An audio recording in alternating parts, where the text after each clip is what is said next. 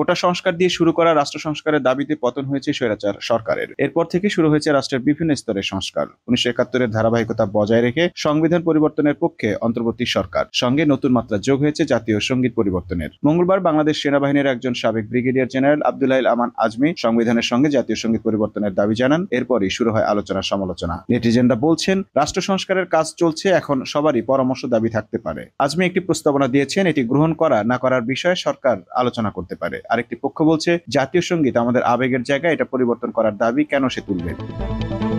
বিশ্বের অনেক দেশে জাতীয় সঙ্গীত পরিবর্তন হয়েছিল নানা প্রেক্ষাপটে। লিঙ্গ বৈষম্য, ভাবমূর্তি পরিবর্তন সহ বিভিন্ন কারণে অনেক দেশ তাদের জাতীয় সঙ্গীত পরিবর্তন এনেছে। এবার এক নজরে দেখে নেওয়া যাক ওইসব দেশগুলো যারা তাদের জাতীয় সঙ্গীতে পরিবর্তন এনেছে। প্রতিবেদন ডয়েচে ভেলের।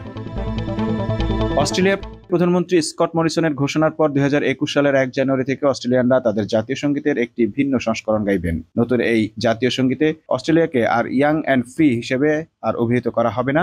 আদিবাসীদের সুদীর্ঘ ইতিহাস ঐতিহ্যের প্রতিফলন ঘটানোর অংশ হিসেবে এই পরিবর্তন। জার্মানি দেশটির সমতা বিষয়ক কমিশনের ক্রিস্টিন রোজেমেরি জাতীয় সঙ্গীতে আরো বেশি লিঙ্গ সমতা আনার প্রস্তাব করেছেন। সঙ্গীতের যে অংশে ফাটারল্যান্ড অর্থাৎ পিতৃভূমি বলা হয়, সেখানে হাইমাট অর্থাৎ জন্মভূমি লেখার প্রস্তাব দিয়েছেন। তবে চ্যান্সেলর অ্যাঙ্গেলা মার্কেল সহ অনেকেই মনে করছেন জাতীয় সঙ্গীতে পরিবর্তন আনার প্রয়োজন নেই। অস্ট্রিয়া 2012 সালে লিঙ্গ সমতা আনার জন্য অস্ট্রিয়ার জাতীয় সঙ্গীতে ছেলেরা এর জায়গায় মেয়েরা এবং ছেলেরা লেখা হয়েছে।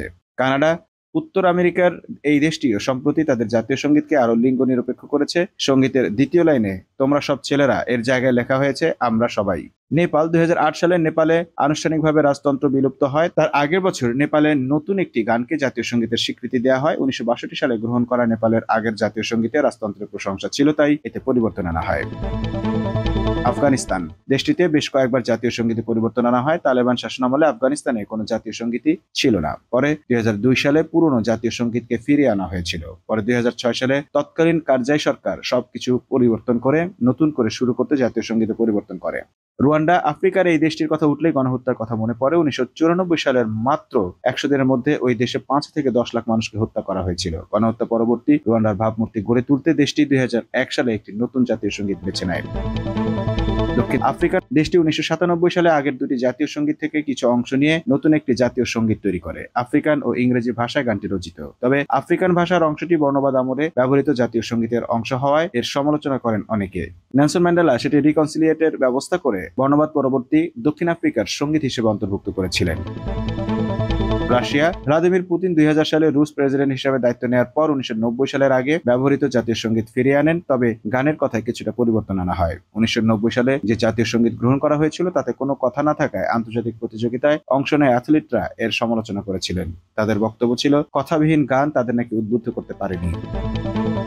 আমন মাহফুজ, টাইম নিউজ ডেস্ক।